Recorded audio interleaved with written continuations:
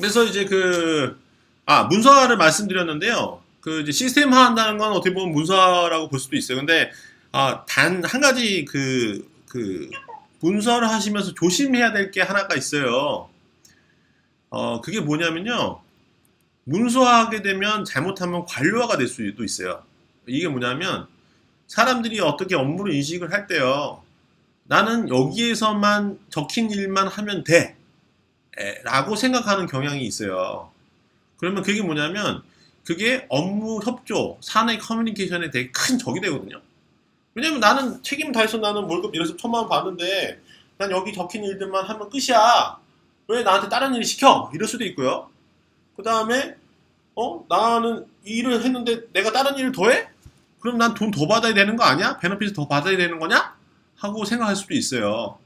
그래서 문서를 하시되 거기다가 이제 뭐 개인적인 생각이긴 합니다만 플러스 모든 사람에게 부여해야 될 그 의무 중 하나가 뭐냐면 현재 업무를 현재보다 더 나은 방식으로 혁신을 하라는 거를 하나를 더 넣어주면 이건 명분이 되거든요. 뭐냐면 당신이 이 일만 해야 되는데 사실은 다른 일도 해야 된다라는 명분이 될 수도 있습니다. 뭐 가리진 방법이긴 하지만 그래서 어떻게 보면 이제 그런 문서화도 해서 체계로 만들지만 또 한편으로는 끊임없이 혁신하고 여러 가지 일들을 많이 할 수 있게끔 하는 그런 게 담겨져 있는 문서화를 이제 만드시는 게 맞다고 생각합니다. 그래서 이제 혁신을 하게 되면 혁신해서 요만큼 이 상태로 갈 수도 있고요. 그다음에 이 상태로 갈 수도 있고 뭐 여러 가지 상태로 갈 수가 있는데요. 결과적으로 봤을 때는 혁신을 하다 보면 회사나 아니면 고객이 만족하면서도 내가 돈을 많이 벌 수 있는 단계로 넘어가는 과정이라고 보시면 될 것 같습니다. 지금 사실은요, 이런 혁신들이 어디서 많이 이루어지고 있냐면요, 스타트업들에서 많이 이루어지고 있어요. 지금 성수동에서 보면은 맞춤화 이런 거 많이 하잖아요. 근데 지금 일단 뭐가 있냐면 옛날에는 맞춤 양복을 하려고 하면은 갔잖아요. 어디 가야 됐는데요. 지금 이제 스트레이스라는 이제 스타트업 2년 된 회사가 있는데요. 걔네가 고객 사이즈를 어떻게 혁신을 했냐면 고객 회사로 찾아가서 사이즈를 측정을 해요. 그리고 고객이 원하는 때 원하는 디자인을 웹에서 디자인해서 만들어서 보내게끔 하고 있어요. 걔네가 그냥 뭐 스타트업이긴 한데 걔네가 매출이나 지표가 계속 엄청나게 증가를 하니까 거의 뭐 작년 말인가 쯤에 100억인가 투자받은 걸로 알고 있습니다. 근데 그게 또 어디서 일어나고 있느냐? 신발 있죠, 신발. 핸드메이드 신발.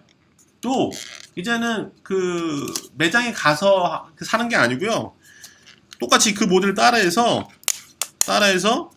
그 고객의 직장에 가서 사람이 신발 사이즈를 해주고 원하는 디자인을 나중에 요청했을 때 그 디자인을 펴가지고 보내주는 구조로 혁신을 하고 있어요.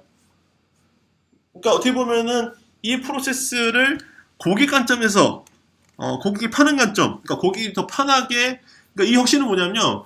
내가 사실은 맞춤 옷을 사려고 하면 비싸기도 했거니와 내가 특정 양보점에 가서 사이즈를 맞추는 일일이 귀찮은 일을 해야 된다라는 과정을 그러면 고객이 가지 말고 내가 감으로 해서 그 문제를 혁신한 거죠. 생각을 해보면요. 양보점에 가면 거기 양보점 아저씨가 고객을 계속 기다리고 있어요. 제가 용산에 저는 맞춤옷을 많이 입는데 몸이 안 맞아, 기성복이 안 맞아서 맞춤 많이 입는데요. 거기 가면 고객들 계속 기다리고 있거든요. 근데 지금은 얘네는 앱을 통해서 광고를 하고요. 광고에서 연락 온 데에서 하게 되면 내가 거기 생각해 보시면 거기 이제 양보점은 이태원에 있는데 이태원에 있는 매장 운영료가 엄청 비싸대요. 그래서 계속 옮기더라고요. 그럼 그 얘기 뭐냐면 그 양복점은 이미 사업을 할 때부터 500만 원이든 월 뭐 몇백만 원이 되는 그 코스를 양복점에다 깔고 있는 거예요. 그러니까 거기를 못 벗어나는 거죠. 근데 스타트업은 그 양복점에 있는 고정비에서 보면 임대료를 500만 원 날려버렸어요. 그러면 500만 원 생긴 거잖아요. 그 500만 원 가지고 두 사람을 고용을 해서 거기서한테 보내는 거죠.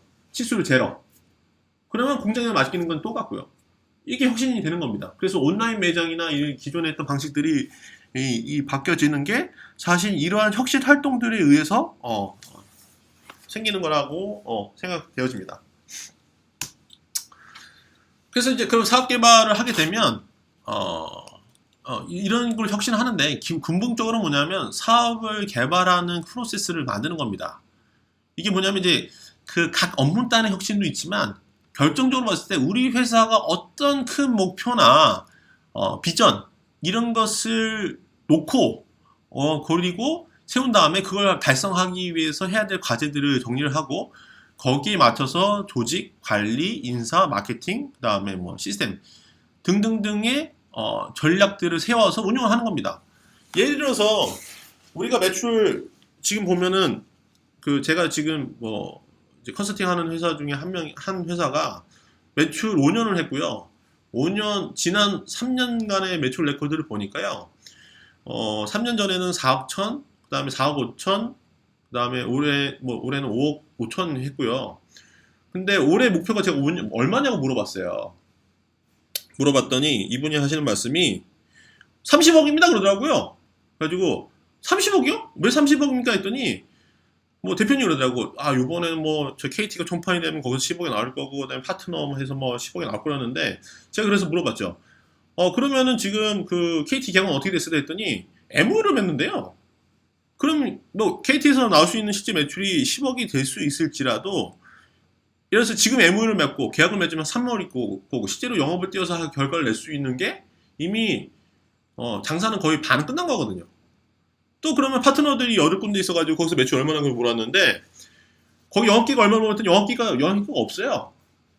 그럼 영업기가 없다는 얘기는 제로인 거거든요. 그러면 그분이 말씀하셨던 30억의 전략 또 한 가지 뭐냐면 그 다음에 그 나머지 자기 그 직원들의 인건비 매출을 2배로 올릴 거라고 하더라고요. 어떻게 2배로 올립니까 했더니 고객한테 그걸 쓰던가 말던가 당신들이 알아서 하시오라고 얘기를 하겠답니다. 왜냐면 자기 퀄리티가 높으니까. 대단히 자기중심적으로 이제 사업계획을 잡으셨더라고요. 근데 그러한 목표는 달성할 수 없다가 되는 거죠. 만약 현재 5억을 했는데 30억 하고 싶다라고 하면 30억을 할 수 있는 체계가 필요한 겁니다. 예를 들어서 30 하려고 하면은 영업대표가 거기에 달려들어서 영업대표당 한 명당 3억씩 매출을 해야 되니까 그럼 영업대표가 뭐 한 명이었는데 뭐 5억씩 한다 치면 6명이 필요한 거고요. 그리고 이거를 수행하기 위해서 엔지니어가 뭐 6배가 더 늘어날 수도 있는 거죠. 등 현재 그 현재 그러니까 올해 당면한 목표도 그렇고요. 아니면 먼 비전을 놓고요. 먼 비전이 5년 뒤에 이제 보통 얘기를 하죠. 5년 뒤 비전인데 비전을 놓고 그러면 5년에 대해서 내가 100억을 하겠다 치면 중간중간에 달성해야 될 목표치들이 나오잖아요. 그럼 그 목표치에 맞춰서 매출 목표라 치면 매출 목표가 달성이 되면 거기가 그 100억을 하기 위해서 5년 뒤에 1000억인데 지금 현재는 100억을 해야 돼. 그럼 100억대 해야 될 일이 있고 100억대 투자해야 될 리소스가 있는 겁니다. 그러니까 즉 그 회사가 궁극적으로 가고자 하는 방향이 설정이 되면 거기에 맞춰서 계획들이 설립이 되고 거기에 맞춰서 각 부서에서 해야 될 일들이 정리가 되는 거라고 볼 수 있습니다. 그래서 저는 사실 이제 그 말씀드리는 게 누누이 말씀드리는 게 뭐냐면 비전이 별로 중요하지 뭐 현실하고 너무 동떨어진 얘기일 수도 있지만 그 회사 추구하는 방향이 뭐냐에 따라서 현재 해야 될 일의 내용이 틀려지고요. 예를 들어서 아까 전에 그 30억 그 하고 싶은 그 회사의 대표님한테 가장 먼저 해야 될 일은 제가 보기에는 돈을 끌어오는 겁니다. 왜냐하면 올해 30억을 달성하려고 하면 사람을 많이 채용해서 일을 해야 되니까. 그러면 그분은 사실은 KT 계약을 맺는 게 중요한 게 아니라 30 달성해서 사람 뽑는 일이 중요하고 그에 앞서서 사람들을 고용할 수 있는 돈이 필요한 거죠. 그래서 우선순위가 다 틀려지는 겁니다. 근데 올해 10억을 하겠다고 치면 올해 10억을 하겠다 그분이 시각을 치면 그러면 현재 있는 리소스에서 한 명 내지 두 명을 투입을 하면 되는 거고요. 그러면 현재 있는 뭐 자본 임용공을 충분히 커버할 수가 있고 그러면 거기에 맞는 사람을 뽑는 일을 하는데 집중을 하면 되는 겁니다.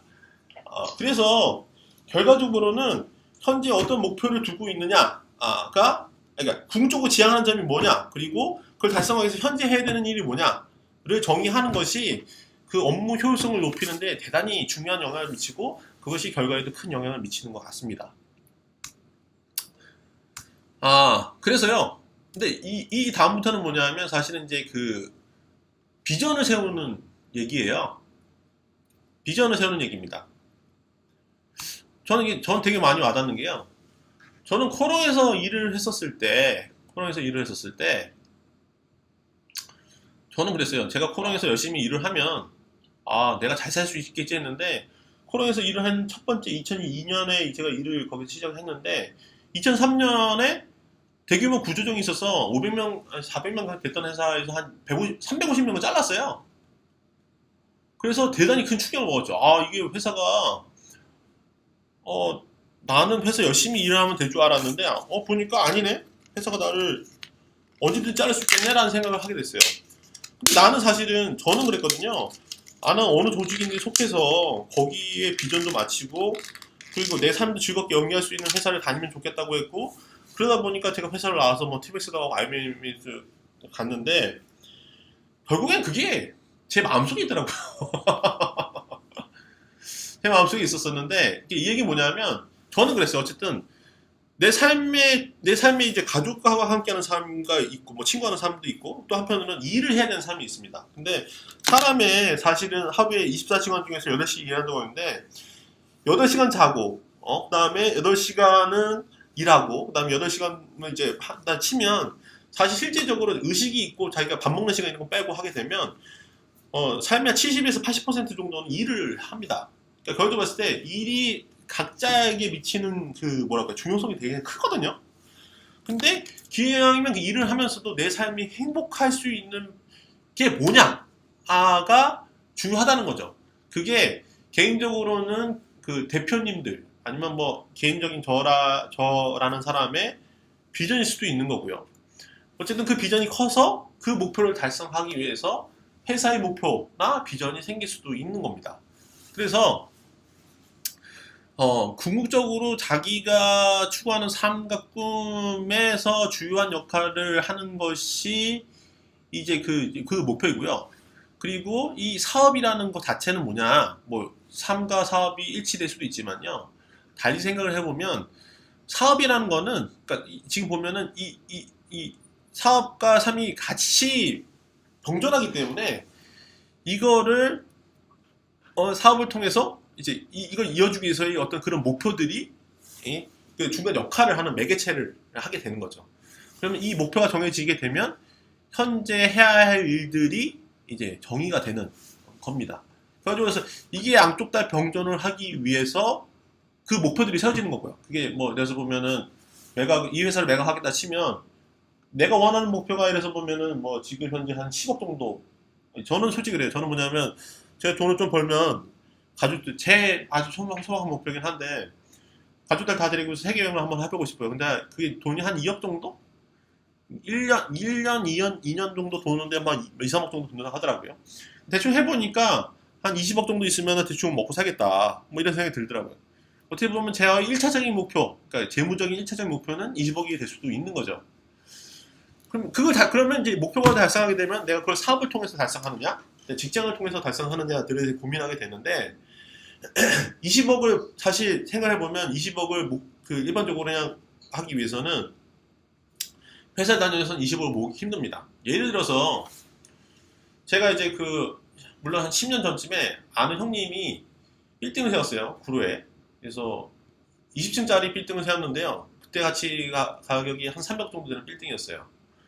그래서 거기 가서 감생해 보니까 300억 정도 되는 빌딩이라고 하면 절반은 그때 당시 이제 있으니까 부동산 대출 한 70% 받았을 거예요. 아니 50% 받아 치죠. 그러면 150억 정도를 자기 돈으로 했다는 얘기거나 아니면 했었을 텐데 아마 70% 이상 했겠죠. 근데 뭐 그러면 100억이 이래서 70% 그러니까 30% 있으면 30억 현금이 있어야 되는 거잖아요. 근데 그때 당시에 코롱의 변복균 사장님의 급여가 2억 정도 됐었습니다. 그러면 변복균 사장이 그때 50 몇 생각이었거든요. 그때 50 몇 세 때 2억이 되셨어요. 그러면 그 대기업의 사장이 되셔서 예를 들어서 20억을 30억 벌려고 하면 15년 동안 일을 하셔야지 그 돈을 벌 수가 있어요. 그냥 일을 해서 30억 정도 돈을 마련하려고 한다고 하면 그러면 나는 현재 그때 20세, 20 몇 세였던 30 몇 세, 30였던가요? 하여간 뭐 그때 나는 앞으로 20년간 일을 해서 사장이 되고 그 다음에 다시 20년을 일을 해야지 20억이라는 돈을 벌 수가 있는 겁니다. 그러면 그 얘기 뭐냐면 내 목표를 달성하기 위해서 직장 생활은 답이 아니란 얘기일 수도 있는 거죠. 냉정하게 보게 되면. 어쨌든 그 목표들이 정해지면 그거를 달성할 수 있는 방법들을 하게 되고, 현재 있는 한 방법으로 달성할 수 없으면 다른 방법을 찾을 수밖에 없는 겁니다. 그게 뭐 사업이 됐든지 아니면 투자가 됐든지 등등등의 결과가 되는 거죠.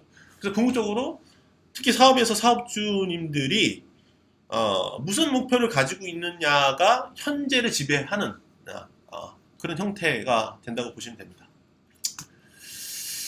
그래서 이제 그 전략적 목표를 하는 겁니다. 그래서 인생의 목표를 세우고, 인생의 목표는 뭐냐면 이제 사업이 사실은 나와 동일한 게 아니고 사업이 그래서 그 사업의 철학에 보면은 좀 안 맞는 얘기가 나오기도 해요. 무슨 얘기냐면 사업의 철학에서의 그 핵심 목표 중에 하나는 뭐냐면 사업을 매각하는 거라고 되어 있거든요. 근데 우리나라에서 사업 매각하는 거는 뭐 돈만 바라보는 나쁜 놈이라고 바라보는데, 여기서는 사업의 철학에서 바라보는 사업의 목표는요, 나의 방법이 옳았다는 것에 대한 세상의 칭찬이다, 축복이다라고 얘기를 하더라고요. 생각해보니까 그 말도 맞는 것 같아요. 내가 그 하나의 사업 아이템 내가 하고 싶으면서 사람한테 인정을 받고 사회적 가치를 받았다는 거가 대단히 큰 게 인정받고 되게 기쁠 것 같다는 생각이 들더라고요. 팔더라도. 그래서 예전엔 저도 뭐 회사를 파는 거가 뭐 이렇게 좋지 않다고 생각했는데, 또 다른 시간을 보니까 그게 또 내 역량이 이래서 보면 내가 그래서 100억짜리 회사를 만들었는데 100억 이상 내가 그 일을 하기에는 되게 역량이 부족해. 그러면 다른 사람 팔아서 그 회사가 잘 되게끔 하는 것도 방법이다 라고 생각이 들더라고요. 어쨌든 각 개인의 그런 그 삶을 윤택하게 하고 그러한 여러 과정 중에 하나로서의 사업이라고 생각을 하시면 될 것 같고요. 그래서 뭐 첫 번째로 하는 게 아까 말씀드렸다시피 내가 돈이 얼마나 필요한가, 그리고 이걸 달성하기 위해서 내가 지금 사업하고 있으면 뭐 매출은 얼마나 등등등등등이 그리고 내가 여기서 뭐 월급을 받아서 가져가나 아니면 주식에서 뭐 배당을 해서 반영한다고 했을 때 얼마에 그걸 달성할 수 있는가 등이 이제 나오게 되는 거죠. 두 번째로 봤었을 때는 그러면 이제 내가 지금 이 사업을 하기 위해서 그 목표, 돈이 될 수도 있고 뭐 어떤 일이 아니면 사회적 기여가 될 수도 있지만 이 사업을 하고 있는 게 맞는 건가, 그리고 이 사업에 내 대상이 될 수 있는 고객은 누군가 등을 이제 바라보게 되는 겁니다. 그리고 세 번째로는 뭐 이거를 그러면 어떻게 시스템화 할 것인가 등의 이제 그런 고민 과정을 거쳐서, 그러면 올해는 아니면 장기적으로는 내가 이런 목표를 달성하겠다라는 목표들이 세워지고요. 그거에 의해서 회사들이 운영이 된다. 그게 이제 전략적 목표다라고 보시면 될 것 같습니다. 그래서 그러면 첫 번째로 이제 해야 될 것 중 하나가 뭐냐, 조직입니다. 이 조직이 사실은요, 사람들이 되게 보면 조직도를 그리는 거나 이게 되게 우습게 볼 수도 있는데, 사실 조직도가 전부일 수도 있어요. 사업의 철학 뒷부분을 보시면요, 어떤 사람이 사업을 했는데 처음에는 A, B, C가 있어요. A라는 사람이 B라는 사람이 있는데, 이 조직이 안 갇혀 있는 데는 뭐냐면, 내가 세 가지 영업하고 마케팅하고 그다음에 이 사람은 회계, 그다음에 그다음에 기술 지원을 하고 있는데, 한 사람이 휴가를 가요. 그럼 한 사람이 다 해야 되잖아요. 그리고 또 이제 예를 들어서 3명이다 치고 다 나눠봤는데 조직도 없고 누가 관리 주체가 없으면 누가 비면 그걸 누가 어떻게 해야 될지에 대한 체계가 없고, 체계가 없고 책임이 없어지게 되면 그 얘기는 뭐냐면 달성할 수 없다는 얘기가 되는 겁니다. 그래서 조직이라는 게 왜 필요하는 거냐? 그 사람이 없어도 그 일을 누군가는 수행할 수 있게끔. 그러니까 예를 들어서 맥도날드 있는데 예를 들어서 어떤 사람 휴가 왔는데 그러면 프렌치 프라이를 못 만들어. 그건 사실은 맥도날드에서 일어날 수 있는 일이 아니잖아요. 맥도날드는 24시간 빠른 시간 내에 햄버거를 제공하는 게 그 회사의 시스템입니다. 마찬가지로 회사에서도 많이 어렵지만 그 사람이 휴가하더라도 그게 기능적으로 그 기능을 달성할 수 있게끔 하는 게 조직이고요. 그 조직에 맞춰서 조직의 업무 명세, 그리고 조직 업무 명세가 되면 거기에 있는 직무 관련자들이 무슨 일들을 해야 되는가를 정의하는 게 사실 조직 전략입니다. 그러면 이걸 가지고 두 번째로는 문서화를 해서, 그러니까 문서화를 한 게 이제 이거를 조직화하고 체계하는 거죠. 관리화를 해서 관리하고 그다음에 목표를 적게 되면 이제 관리가 되는 거고요. 그럼 거기에 맞춰서 용병을 하는 거죠. 누구를 어떻게 쓸 것인가 등을 하는 겁니다. 이런 것들을 하나씩 해내는 것들이 실질적으로는 이제 말씀드렸던 사업개발 프로세스이고, 그걸 하다 보면 내가 대표님들이 뭐 골프 치고 막 놀아도 내가 아니어도 회사가 저절로 굴러가는 구조로 만드는 겁니다. 그래서 저는 사실 이 책 처음에 보면서 되게 와닿은 게 뭐냐면 저는 사실 그래요. 저는 뭐 제가 혼자서 지금 하고 있지만 엄청 막 바빠요. 바쁜데 요새 들어서 좀 되게 힘든 게 뭐냐면 듀를 잘 못 맞춰요. 뭐 약속했던 듀를 잘 못 맞추는 게 너무 많아졌거든요. 그래서 봤더니 저는 기능적 일을 하고 있더라고요. 근데 컨설팅 일을 하더라도 되게 여유있게 하는 친구가 저 주변에 있어요. 근데 그 회사는 이미 이제 체계가 어느 정도 갖춰진 거죠. 저도 이 일을 하면서도 이거를 조직화하고 체계할 필요가 있는 겁니다. 하다못해 뭐 말로 먹고 사는 사람조차도. 그렇기 때문에 이러한 프로세스를 체계하고 하는 것들이 사업을 제대로 만들어내는 과정인 거고 회사가 크게 성장하기 위한 그런 일련의 과정이라고 보시면 될 것 같습니다. 오늘 대충 다 말씀드렸고요. 이게 사실은 그 김윤신 대표가 얘기를 했던 이제 그 뭐 사업 전략, 뭐 비전을 세우고 목표를 세우고 했던 한 사이클의 전체 내용하고 동일한 내용인 것 같습니다. 어떻게든 운이 좋아서 같은 얘기를 하게 됐는데 어떠십니까? 이주민 이사님 어떻게 생각하십니까? 머릿속으로 생각해서 이게 왜 안 될까 또는 이게 어떻게 해야 되나라는 상황을 못 찾는 경우가 많은데 이 책은 그런 부분에 있어서 많은 답을 주고 있는 거 말씀하신 것도 물론 제가 문서나 책이나 이렇게 굉장히 약한 사람이긴 한데 일단 그런 컨텐츠나 제가 말씀해 주시는 개념이 고민했던 부분을 많이 어떤 방향을 제시해주는 그런 느낌을 받네요.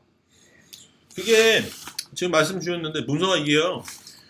그 보통 이제 사업주님들께서 이렇게 기대를 하는 거죠. 그 뭐냐면 왜 쟤는 일을 이렇게 열심히 안 하지? 왜 쟤는 좀 문서를 했으면 좋겠는데 안 하지라고 하는데 사실 솔직히 스스로 이제 되물었었을 때 내가 하기 싫어서 제가 해야 된다고 생각하는 경우는 사실 많이 있어요. 그 예를 들어서 보면은 그 얼마 전에 영상 중에서 이제 그 누구냐 그 저기 뭐죠? 저기 그 셰프 그 아저씨 백종원 아저씨가 그 일반 자영업자들 대상으로 해서 강연을 봤는데 그 이제 식당에 있는 아저씨들이 그 사장님들 그러신데요. 왜 저 종업원들은 와가지고 왜 고객한테 싹싹 인사 안 하는 거야? 카운터에서 얘기를 한대요. 그런 식당 치고 잘 되는 식당 한 번도 못 봤다는 거죠. 뭐냐면 대표가 가서 고객 어떠십니까? 라고 해야 거기서 월급 받고 있는 사람들도 나도 저렇게 해야겠군. 대표가 저렇게 하는데 라는 생각을 한답니다. 뭐 이게 솔선수범에서 아닐 수도 있고 뭐 이게 있지만 어찌됐든 문서화나 체계가 누가 대신 해줘야 될 일이 사실은 아니라 어렵고 힘들고 그런 전문가가 있으면 좋긴 하겠지만 이 사업을 책임지고 있는 사람들이 숙명적으로 하고 그리고 내가 편하기 위해서 그리고 나의 원하는 삶을 누리기 위해서 해야 되는 일이라고 사실 생각이 듭니다. 그 마인드 차이에서 그게 사업화에서 프랜차이즈에서 뭐 이렇게 뭐 식당도 대박을 치느냐 그러지 않느냐에 되게 큰 차이가 있는 것 같아요. 윤 대표님 어떻게 생각하십니까? 오늘 얘기 듣고 네. 목표가 진짜 중요하다. 어떤 목표를 갖고 뛰느냐에 따라서 정말 시작부터 시작해서 다 바뀔 수 있는 거니까 그런 부분에 대해서 좀 많이 느낀 것 같고요. 항상 사업할 때 가성비라고 할까? 예. 식물적으로 움직이는 것만을 생각했는데 사실 체계를 만들고 그 체계 부분에서 느껴질 수 있고 그런 생각도 되게 많이 있었거든요. 예. 그래서 어떻게 하든지 효율적으로 움직이는 방법으로 다 조금 생기더라도 근데 이제 숫자가 어느 정도 드러나면 문제가 되는 체계가 없으니까 각자 생각이 많아지고 그런 부분들 때문에 이제 전반적인 내 목표는 다시 한번 정리해야 될 것 같아요. 그런 부분들이 많이 뭐 그렇게 생각되시면 다행인데 이게 사실은 중요한 게 처음에 이렇게 이런 일도 있을 수 있는 것 같아요. 왜냐하면 사업이 잘 되려고 하면 갑자기 큰 일들이 막 터져가지고 이제 뭐 수주를 하거나 되게 잘 되는 일이 있을 수도 있어요. 근데 처음에 그거 잘 되다가 갑자기 회사에서 조직 영역이 부족해서 수행을 못하거나 해서 그거에서 손해 볼 수가 있거든요.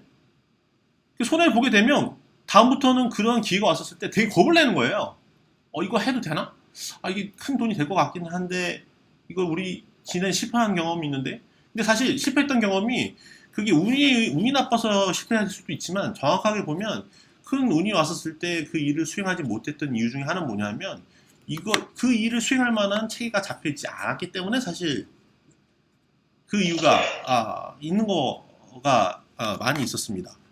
저는 이제 티맥스 했을 때도 티맥스가 하다 2,000명, 2,500까지 운영을 하다가 실패했던 게 뭐 사실 그 대표님의 욕심이 좀 크기도 했지만 2,000명이 맞는 체계, 운영할 수 있는 체계가 되어 있지 않았기 때문에 사실 저는 그랬다고 생각이 드는 부분도 있습니다. 그리고 또 하나 뭐냐면 2,000명 되는 조직이 티맥스 같은 경우에는 대표님의 그 정확히 창업주의 의사결정에 의해서 너무 좌지우지 되니까 일관성이 없어졌던 분들도, 정의만 일관성이 없다는 이유는 시스템이 있어도 의사결정이 확 바뀌게 되면 사실은 그 일을 제대로 수행할 수 없게 됩니다. 조직들이. 어쨌든 간에 근데 이제 이렇게 된 거죠. 예를 들어서 보면은, 예를 들어서 큰 일이 왔는데 요번에 보니까 사실은 좋은 일이 있으면 사실 좋은 일인 만큼 거기서 일을 보면 이럴 수도 있어요. 예를 들어서 보면 우리가 매출이 10억이었는데 어느 날 갑자기 20억짜리 프로젝트 수주를 하게 됐어요. 그러면 거기다 사람 뽑고 뭘 먹고 해가지고 하면 인건비가 막 증가할 거잖아요. 근데 문제는 뭐냐면 이 프로젝트 20억짜리가 끝난 다음에 그 다음에도 그런 20억짜리의 기회가 올 수 있느냐는 사실 아무도 모르는 거거든요. 그런데 그 상태에서 이미 사람을 많이 뽑아놨어요. 뽑아놓게 되면 사실은 운영할 수 없게 되는 거죠. 그러면 방법이 틀려지는 겁니다. 20억 기회를 유학에서는 이게 사람 내가 이거 보였는데 내년도 20억 기회는 없어. 그러면 이걸 일단 어떻게 중요한 기회이고 하니 한두 명을 뽑아서 이 프로젝트를 완료해서 한두 명을 뽑아서 그 일을 하고, 그 다음으로는 나머지 필요한 것도 아웃소싱을 하겠다. 그리고 그러면 이 일을 처리해내는 방법에 대한 핵심은 내가 지고 있으니 내년에는 20억짜리 하더라도 이 사람 한 명만 있으면 다시 사람은 넣으면 돼. 라는 구조가 되는 겁니다. 거기서 이제 효율이 나올 수가 있는 겁니다. 어쨌든 간에, 그래서 이제 뭐, 사실 제가 사실 이제 이렇게 주섬주섬 알던 것들이 이 책을 통해서 많이 좀 정리가 된 것 같아요. 사실 제가 이걸 가르치거나 아니면 강의 드릴 수 있는 그런 건 아닌데, 저도 막 느낀 게 많아서 이것저것 많이 말씀드렸습니다. 근데 어쨌든 이거를 막상 이런 게 있다 하더라도 사실 각 회사에서 이거를 막상 수행하자고 하면은 되게 귀찮은, 왜냐면 현재 해야 될 일이 워낙 많이 있으니까 귀찮은 일일 수도 있거든요.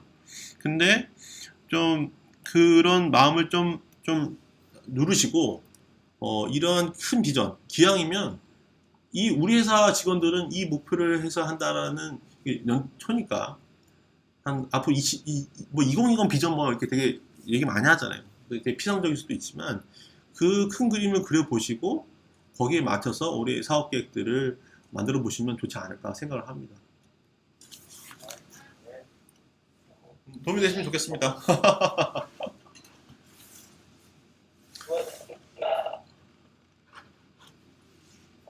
선생님 너무 고생하셨습니다. 아닙니다. 저희 사실 이 PT